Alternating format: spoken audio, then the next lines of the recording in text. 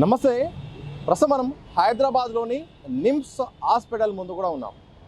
నిమ్స్ హాస్పిటల్కు రోజుకు దాదాపు 4000కు పైగా ఓపీలు కూడా వస్తుంటాయి.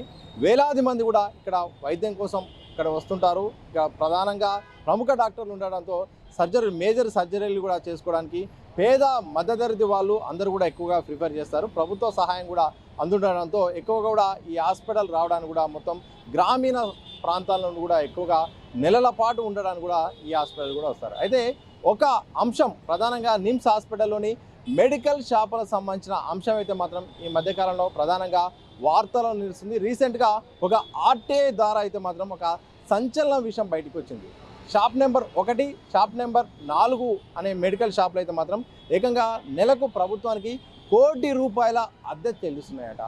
అక్షరాల ₹1 కోటి అద్దె కేవలం నెలకే చెల్లిస్తుండడంతో ఒక్కసారిగా ఏం జరుగుతుంది, ఇంతగా వేలం పాడడానికి గల కారణం ఏంటి, ఇంత ఎత్తున కూడా నెలకి ఎలా ఇవ్వగలుగుతున్నారు, అంత లాభం ఎలా వస్తుందనే దానిపైన కూడా ప్రధానంగా చర్చ జరుగుతుంది. వాస్తవానికి మెడికల్ షాప్ సంబంధించిన విషయానికి వస్తే మాత్రం లోపల కేవలం పర్మిషన్ ఉన్న కొన్ని వాటికి అవకాశం ఇస్తారు. అలాగే డాక్టర్లు రాసిన మందులు అయితే మాత్రం ఇమ్మీడియట్గా మందులు కూడా తెచ్చుకోవాల్సిన అవసరం ఉంటుంది. ఇలాంటి సందర్భంలో ఇక్కడ ప్రధానంగా అక్కడ స్పెషల్ బ్లాక్లో ఒకటి పెద్ద మెడికల్ షాప్ ఉంటుంది. అలాగే ఇక్కడ ఏదైతే ఇక్కడ మధ్యలో కూడా ఒక మెడికల్ షాప్ ఉంటుంది. ప్రధానంగా ఏకంగా ఈ 2 షాపులు, షాప్ నెంబర్ 1 55 లక్షలు పలకగా షాప్ నెంబర్ 4 45 లక్షలు కూడా అద్దె చెల్లిస్తున్నాయట. ఇది ఆర్టీఐ ద్వారా బయటకు వచ్చింది.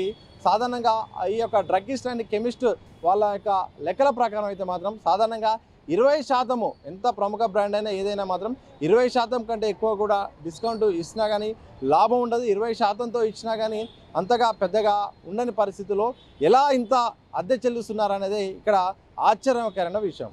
మరోవైపు ఈ 2 అంశాలు అయితే మాత్రం ప్రధానంగా తెరవస్తుంది. ఒకటి, డాక్టర్లు రాసిన మందులకు ప్రధానంగా వాళ్ళకంటే సొంత బ్రాండ్లను కూడా ఇవ్వడం ద్వారా ఎక్కువగా కూడా లాభాల్లో ఉంటున్నట్టు కూడా తెలిసింది. ఎందుకంటే డాక్టర్లు రాసిన ఫార్ములా ఇస్తున్నారు తప్ప డాక్టర్లకు సంబంధించిన ఏదైతే మెడిసిన్ ఉంటుందో ఆ మెడిసిన్ ప్లేస్లో సొంతంగా వీళ్ళు ప్రిఫర్ చేసిన మెడిసిన్స్ కూడా ఇవ్వడము, దానికి సంబంధించిన ఫార్ములా ఇస్తున్నారు.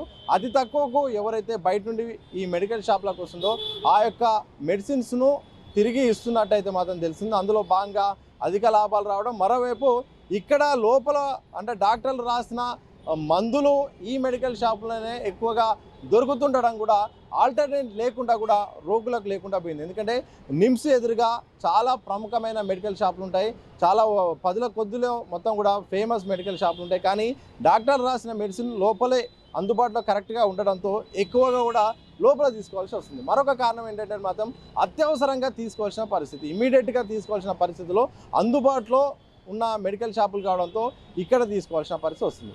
సరే, ఈ 3 అంశాలు మన పక్కన పెడితే ముందుగా నెలకు ₹1 కోటి ఒకే సంస్థ ప్రభుత్వానికి చెల్లిస్తుందట. 55 లక్షలు 40 లక్షల రూపాయలు నెలకు చెల్లిస్తుందట. ఒక షాపు నిర్వహణ, అలాగే దాంట్లో సిబ్బందికి జీతాలు ఇవ్వాల్సి వస్తుంది, జిఎస్టీ కట్టాల్సి వస్తుంది, ఇటు చాలా అంశాలు కూడా ఉంటాయి, బయట ఖర్చులు కూడా ఉంటాయి. ఈ ఖర్చులన్నీ పోను ప్రభుత్వానికి ఏకంగా ₹1 కోటి ఇస్తున్నాయంటే మరి దానికి రెట్టింపు సంపాదించాల్సి వస్తుంది. నెలకు ₹1 కోటి ప్రభుత్వానికే ఇస్తుందంటే 2 కోట్లకు పైగా ఆదాయం వస్తే కానీ ఇక్కడ ఇవ్వలేని పరిస్థితి ఉంటుంది. మరి ఆ స్థాయిలో ఆదాయం ఎలా సాధ్యమో, ఏ రకంగా వస్తుందనేది ఇక్కడ అంతుచిక్కని కూడా ప్రశ్న. ఇలా మొత్తానికైతే మాత్రం నిమ్స్ హాస్పిటల్లోని షాప్ నెంబర్ 1, షాప్ నెంబర్ 4 అనే 2 షాపులు అయితే మాత్రం ప్రధానంగా ఆర్టీఐ ద్వారా వేసిన లెక్కల ప్రకారం అయితే మాత్రం ₹1 కోటి ప్రభుత్వానికి చెల్లించడం సంచలన పరిణామంగా ఉంటుంది. ప్రధానంగా క్వాలిటీ విషయంలో అయితే మాత్రం రాజీ పడొద్దని ఇటు వైద్యులు చెప్తున్నారు. క్వాలిటీ విషయంలో రాజీ పడితే మాత్రం చర్యలు తప్పవని కూడా చెప్తున్నారు. ఇదే సందర్భంలో ఇదే అంశంపై అయితే మాత్రం నిమ్స్ డైరెక్టర్ స్పందిస్తూ అయితే మాత్రం మేము టెండర్ల ద్వారా నిమ్స్ ఆసుపత్రికి భారీ ఆదాయం రావడం మంచిదే, అయితే ఆదాయం ఎంత ముఖ్యమో రోగుల సంక్షేమం కూడా మాకు అంతే ముఖ్యము. ఆసుపత్రి నిబంధనల మేరకు రోగులకు అన్ని రకాల ప్రామాణిక మందులు అందుబాటులో ఉండేలా చర్యలు తీసుకుంటాం. ఒకవేళ ఏ ప్రైవేట్ ఫార్మసీ అయినా నిబంధనలకు విరుద్ధంగా వ్యవహరించినా, నాణ్యత లేని మందులు విక్రయించినా లేదా మందుల మార్పిడికి పాల్పడినా కఠిన చర్యలు తీసుకుంటామని కూడా పత్రికా ప్రకటన ద్వారా అయితే మాత్రం ఇటు నిమ్స్ డైరెక్టర్ దేవరాజ్ గారు కూడా చెప్పారు. ఇలా మొత్తానికైతే మాత్రం క్వాలిటీ విషయంలో రాజీ వద్దు, నేరుగా ఆసుపత్రి ఫార్మసీకే స్టాక్ వస్తుండడంతో వాటి నాణ్యతను తనిఖీ చేసే అవకాశం తగ్గిపోతుందని నిపుణులు కూడా భావిస్తున్నారు. అంటే సొంత బ్రాండ్లు డైరెక్ట్ తెచ్చుకోవడం, అలాగే ఇక్కడ మధ్యవర్తి ఎవరు లేకపోవడంతో డైరెక్ట్ ఫార్మసీ నుండి ఇటు కంపెనీ నుండి ఇక్కడ డైరెక్ట్ మెడికల్ షాప్కు రావడంతో ఇక్కడ క్వాలిటీ చెక్ అనేది లేకపోవడం కూడా ఒక సమస్యగా మారుతుందని తెలుస్తుంది. సొంత బ్రాండ్ల మందులు అమ్ముతున్నప్పుడు లాభాల కోసం క్వాలిటీ విషయంలో రాజీ పడే ప్రమాదం ఉందని అనుమానిస్తున్నారు. అలాగే నాణ్యత విషయంలో కాంప్రమైజ్ కావద్దని నిమ్స్ అధికారులను నిపుణులు కోరుతున్నారు. మరి మందుల క్వాలిటీ, ధరలపై ప్రత్యేక నిఘా ఉంచి రోగులకు న్యాయం చేయాలని కూడా చెప్తున్నారు. అంటే ప్రత్యేకమైన నిఘా ఉంచాలి. ఎందుకంటే పేద మధ్యతరగతి వారు ఎక్కువగా కూడా గ్రామీణ ప్రాంతాల నుండి పట్టణాల నుండి కూడా నిమ్స్ కోసం వస్తుంటారు, కొన్ని రోజుల తరబడి ఉంటున్నారు.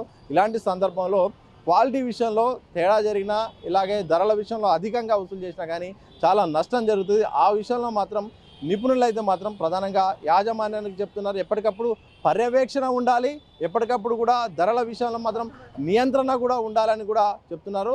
ఆదాయం మంచిదే ప్రభుత్వానికి, కానీ ఆదాయం ముసుగులో అయితే మాత్రం ఇటు సామాన్య రోగులకు నష్టం జరగవద్దు, అలాగే క్వాలిటీ విషయంలో కూడా నష్టం జరగవద్దు, ధరల విషయంలో కూడా తగ్గించాలని కూడా మరి కోరుకుంటున్నారు. ఇలా మొత్తానికైతే మాత్రం ప్రముఖ నిమ్స్ హాస్పిటల్లో మెడికల్ షాపులు ఏకంగా కోట్లలో ఏకంగా నెలకు అద్దె చెల్లిస్తున్నాయంటే ఏ స్థాయిలో మరి ఆదాయం సంపాదిస్తున్నాయో అర్థం కావచ్చు అని కూడా చాలామంది మాట్లాడుకుంటున్నారు. మరి దీనిపై మరి ఎక్కడ జరుగుతుంది, నిజంగా ఇంతగా కడుతున్నారంటే మరి సామాన్యుడికి ఏ రకంగా మరి మెడిసిన్స్ ఇచ్చే ప్రయత్నం చేస్తున్నారు. మరి క్వాలిటీ మెడిసిన్ ఇస్తే అంతగా లాభం వచ్చే అవకాశం ఉండదు. అలాగే మరి ఇంత స్థాయిలో రెంట్ కట్టినప్పుడు మరి దానికంటే డబల్ కంటే ఎక్కువగా కూడా ఆదాయము, లాభం కూడా రావాల్సిన ఉన్న సందర్భాల్లో మరి ఎక్కడ ఏం జరుగుతుంది అనే దానిపైన మాత్రం సర్వత్రా చర్చ నడుస్తుంది. చూడాలి ఈ అంశం మరి ఎటువైపు మరి దారితీస్తుంది, దీనిపై ఏమైనా విచారణ కూడా జరుగుతుందా, అసలు వాస్తవంగా ఎలా ఇవ్వగలుగుతున్నారు, అలాగే ఆ స్థాయిలో మరి ఇటు నెలకు అద్దె కట్టినప్పుడు మరి ఏ రకంగా మరి రెవెన్యూ వస్తుంది అనే దానిపైన మరి